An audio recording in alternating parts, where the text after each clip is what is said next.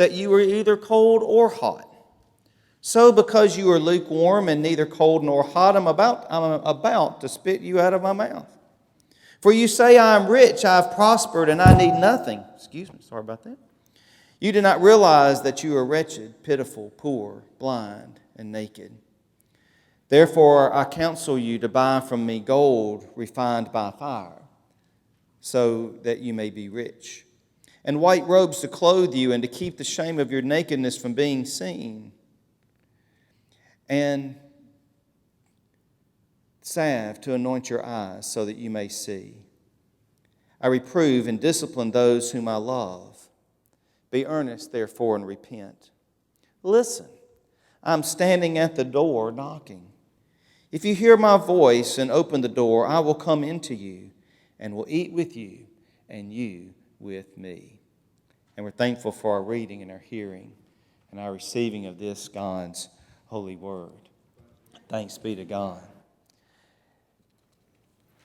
This sermon is the last one of 5 sermons on reflections on my trip to Spain, my pilgrimage to Spain.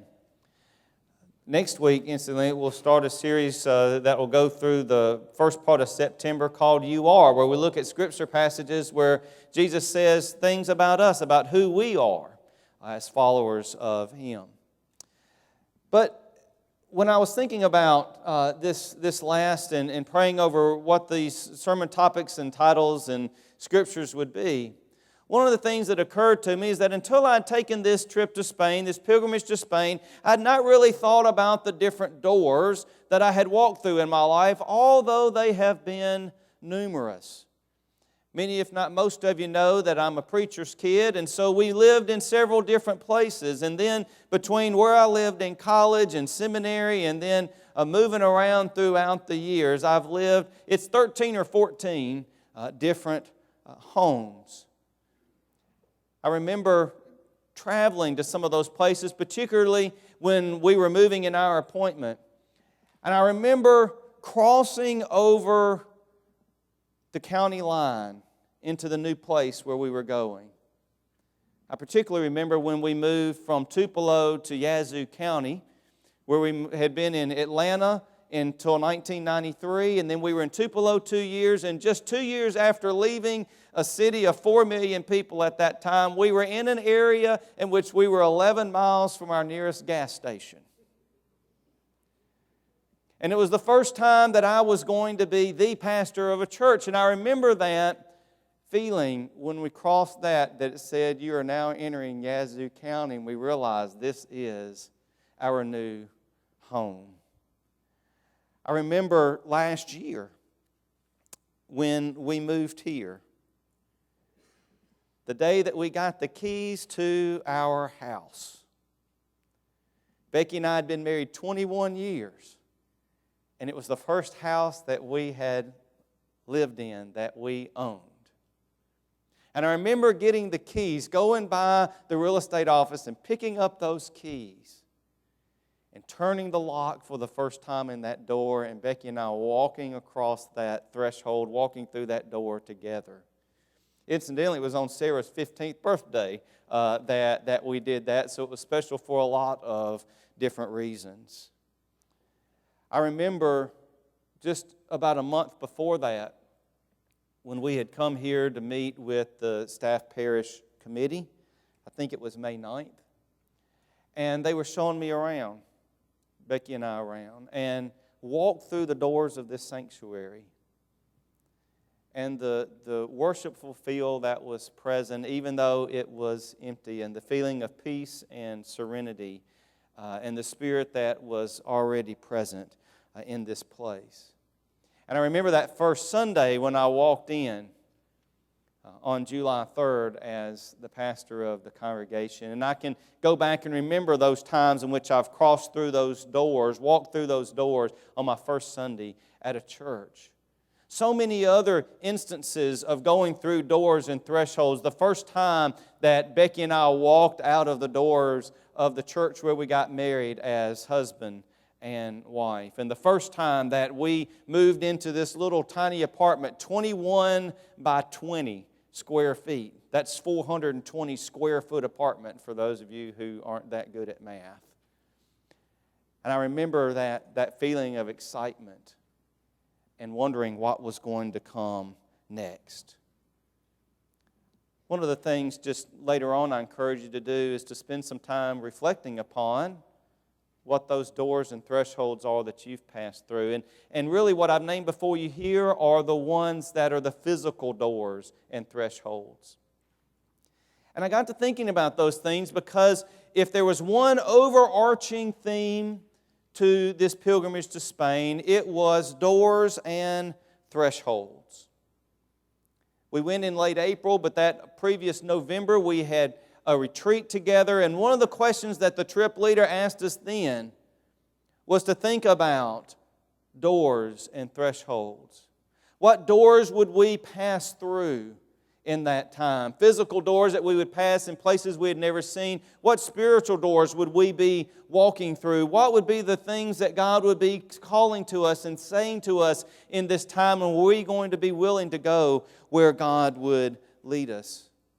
What doors did we have closed off that God was maybe knocking on that we needed to open in order to fully experience this trip and really to be fully present in all that God had in store for us in the months ahead?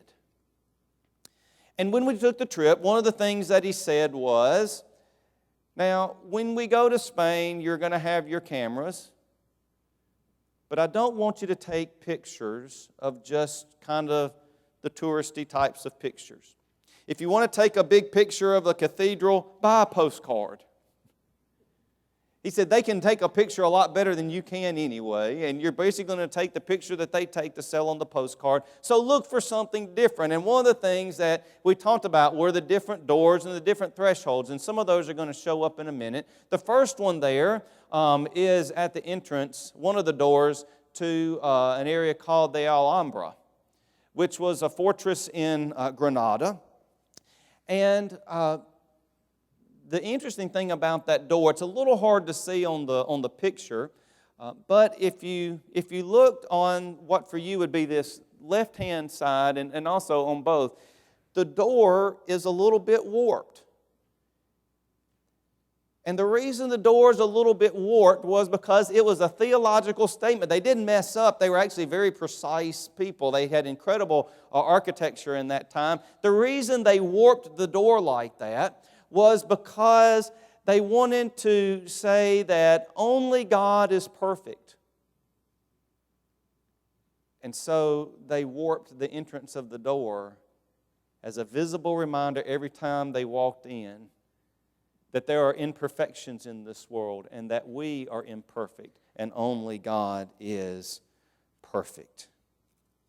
If you'll go ahead and just start scrolling some of those others, that's the wider view of the other side that was like that as well. And as I taught, there's going to be some of these other doors that are going to come, these different doors and thresholds. That was a very important door and threshold, trying to get through the TSA, trying to get through security so that we could get on the plane in the first place. That's a very important thing to make sure we didn't get caught. And some of these are different cathedrals and different sites that we visited. There's one that's going to come up in a minute that shows they have a smaller door cut into it, but you're going to see this humongous door and how they used to open it.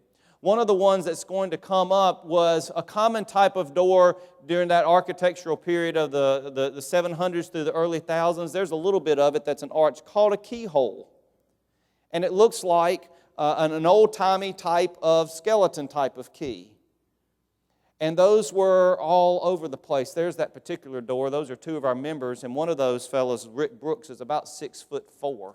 So it tells you about how tall that place is, that door is. Before we enter these different doors, and there's be a closer picture of that keyhole arch that'll be right there, and it's going to hold on that image for a while.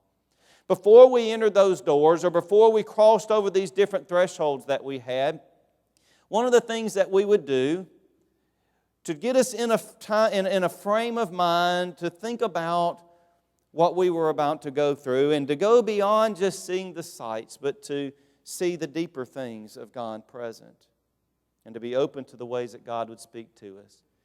He would have us pause and we would close our eyes and we would hold our hands out and we would say, I clear my mind, I open my heart, and I enter fully present to the thin places without and within. I clear my mind, I open my heart, fully present to the thin places without and within. And by the thin places, what it means by that are those places, those intersections where the gap in the chasm between earth and heaven is very small, where that veil is very, very, very thin. And we experience God's presence in those thin type of places. With that keyhole door, it was one of the first doors that I saw. And that next morning, I posted on Facebook this reflection. What doors do I open? What doors of my heart are open to God? What doors do I keep closed off to God? What do I unlock or allow God to unlock in my life and faith for others to see? And what do I keep locked in my heart that shuts people out? And how do we do that as individuals? And how do we do that as a church body? Who do we welcome in? And who is it that we may keep locked out? In spirit, if not in actuality. As I reflected on doors and thresholds, those are the questions that rolled around in my mind, and they've been rolling around continually in my mind this last 3 months as I've become more aware within myself of my own fear and hesitancy. More than anything else, my own fear and hesitancy that keeps me sometimes through walking through those doors that God is wanting to open. To keeping those things locked deep inside my own heart when God has called me to unlock them and to be open to Him and to others. That fear that says, within the church at least, and within personal life, that fear of failure. What if it doesn't work? What if I mess up? What if people don't listen? But I also became aware that the other thing that happened, another avenue of fear that can sometimes keep us from moving forward, is the question, what if it does work? What if it does work in our lives? What if I do take that step through that door that God has for me? It's going to require something more of me.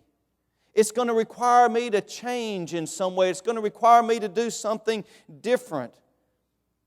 So that fear of moving outside of our own comfort zones, moving outside of our own areas, moving beyond those fears and those worries and those routines and those biases and those prejudices that we have.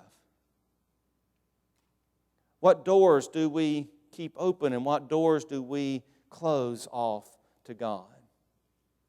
There's a great story that I heard many years ago. I have it on a piece of paper, and I don't think I've had it in a sermon before, about this old cowboy who comes to a church one time. He goes to a downtown church. It's kind of a fancy church. It's a first type of church, and they enjoy and are proud of the fact that they're a first church. The preacher there was very proud of the fact that he was the pastor of the first church in that town, and so somebody of such prominence in the community himself, as well as many of the members of the church. So this old cowboy kind of walks in one day. He's got an old cowboy hat on. He's got some jeans that are well worn from use.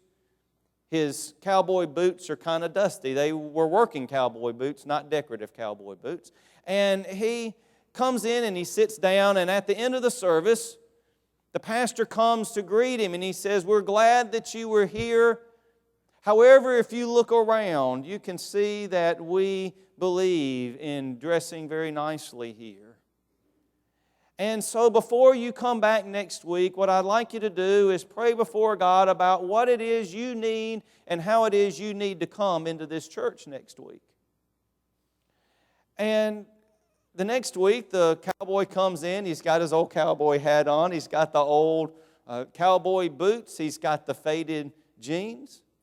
And even before the service starts, the pastor sees him and is incensed. And he runs down there and he says, "Excuse me, but I thought I asked you to pray about what it was that God was calling you and how it was that God was calling you to come. And God would say to you." And he says, "Well, sir, I did that." He said, "I asked God about this church. God told me He hadn't been in this church in 20 years. He had no idea how y'all dressed."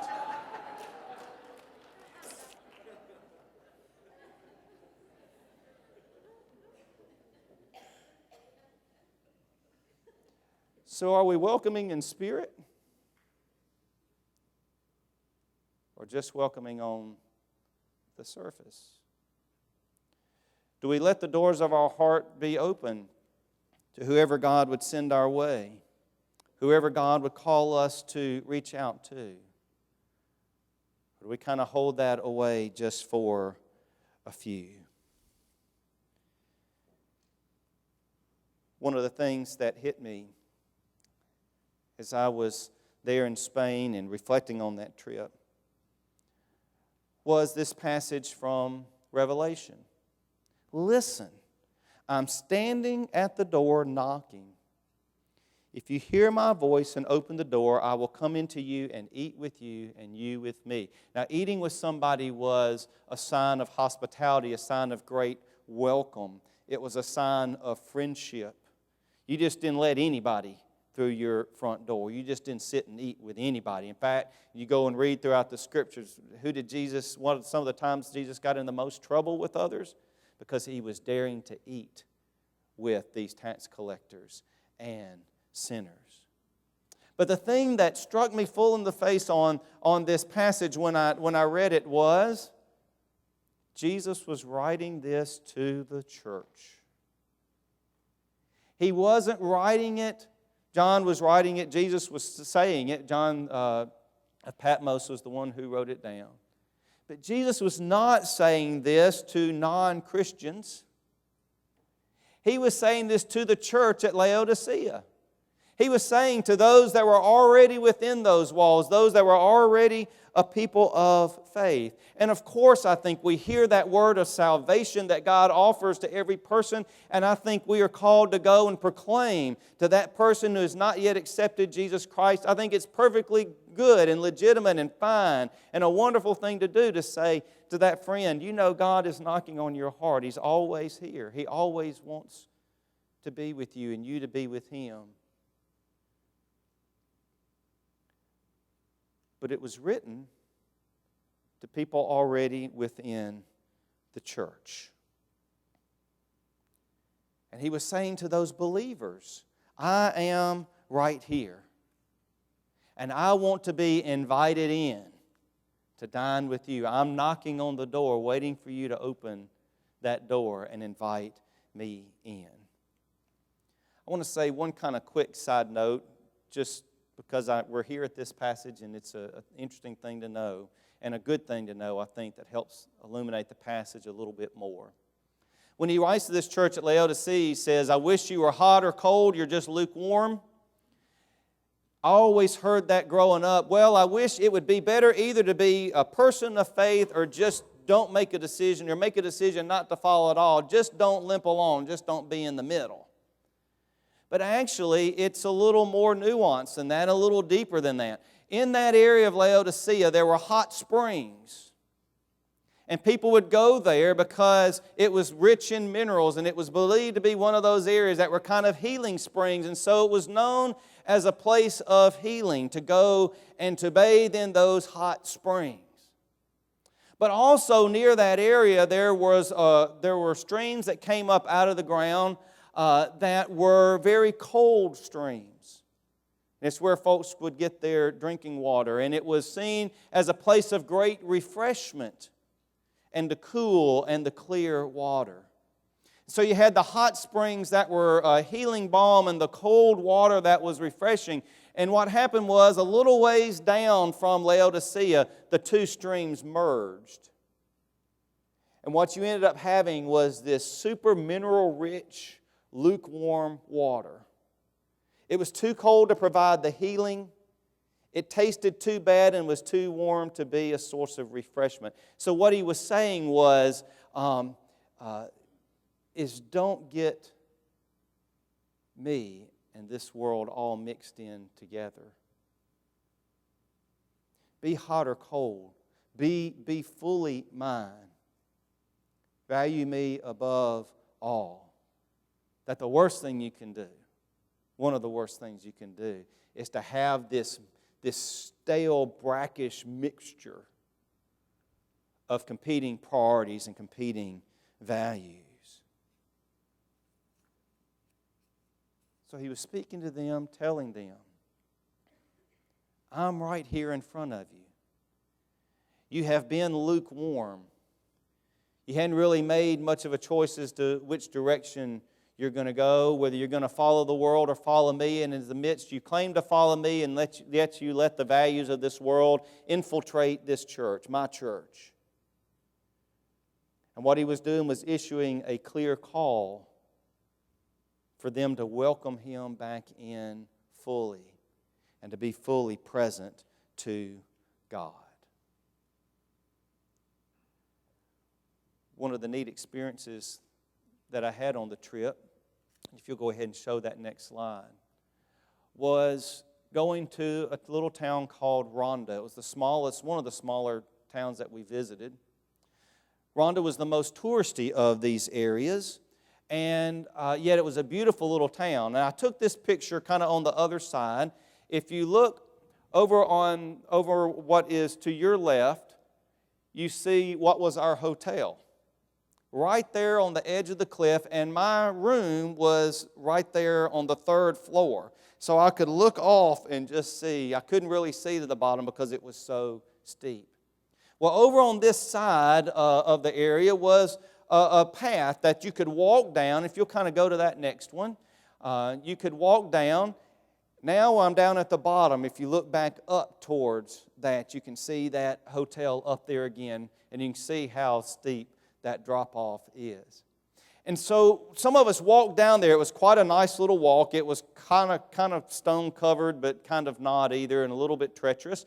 And some of us went and did that, but then there were some other of us that noticed more trails and just kind of narrow dirt trails, and so we just kind of took off on our own. And as we went, we saw that.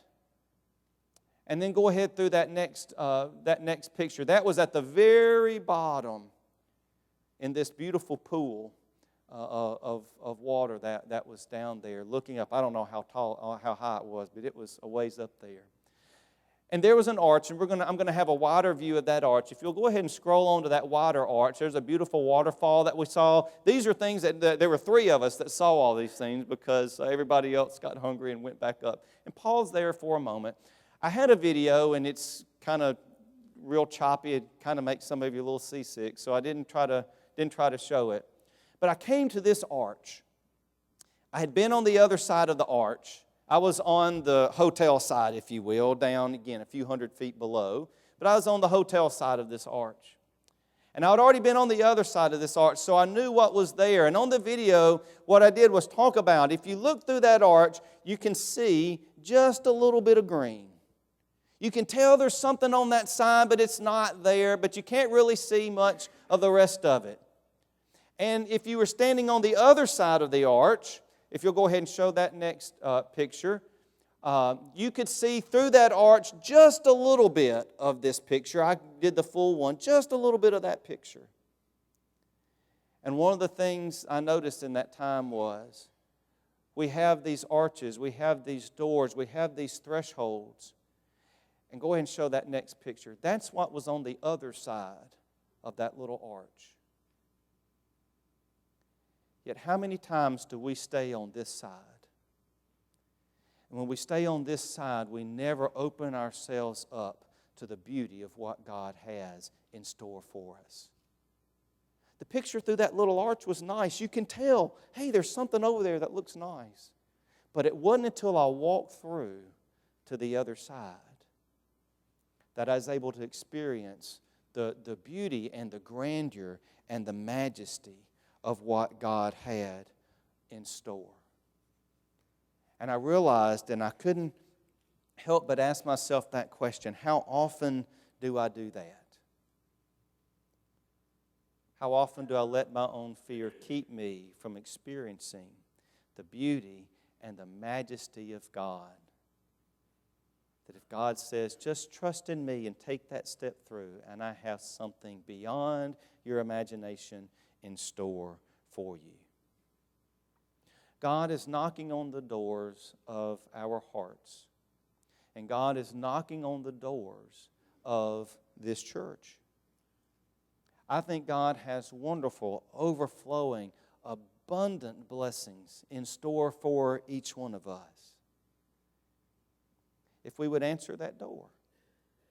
If we would trust in Him and take those steps and walk through. And one of the questions I want to leave with you, and we'll have one little practice that we'll do as we finish, because I know we've gone a little long and I know stomachs are starting to growl a bit. One of the questions I want to leave with you through this week is that very simple question. Where is it? In what areas of my life is God knocking on the door of my heart? What areas is God knocking on the doors of this church? Am I and are we going to open that door and invite Jesus in fully and be open to experiencing what He has for us? I'm going to invite the band to come back up at this time as they're coming. And Becky's going to go in the back.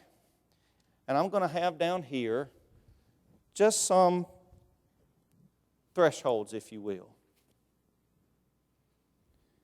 They're really just pieces of fabric. Each one of them is a little bit different.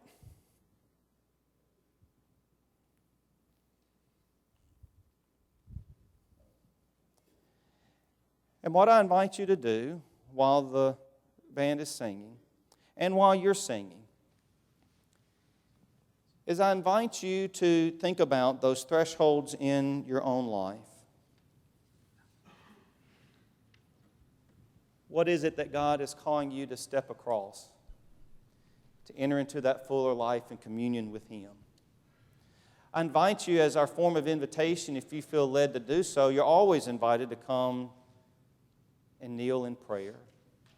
But I invite you, if you feel led to do so, that while we're singing, and we're all going to sing, and if you need to come do this, then do it. But to offer that prayer. And as we do it together, I want us to do it, and then you can offer that prayer to God. That prayer that I mentioned earlier. To just come and stand, and if you feel led to do so, to offer that prayer to God, to offer that situation to God, and to just step across that threshold as a sign of commitment to Him. It may be a major change in your life. It may be something seemingly minor that you've been struggling with. It may be a hurt that you've had trouble letting go of. It may be a job change. Or it may just be, Lord, I want to be more committed. And open my heart to You. I invite you, hold out your hands. We're going to repeat it together. It's not difficult to remember. And if you don't get it exactly right, God knows what it is. Oops, almost fell. And I want you to repeat after me. I clear my mind. I clear my mind. I open my heart. I open my heart. I enter fully present I enter fully present to the thin places, to the thin places, without and within. without and within. As we sing, if you feel led, that I invite you to come and just stand. There are thresholds at the front and back of each aisle. Our three kind of middle aisles and outward aisles, if you will. I invite you to do that as we sing. Let us stand together.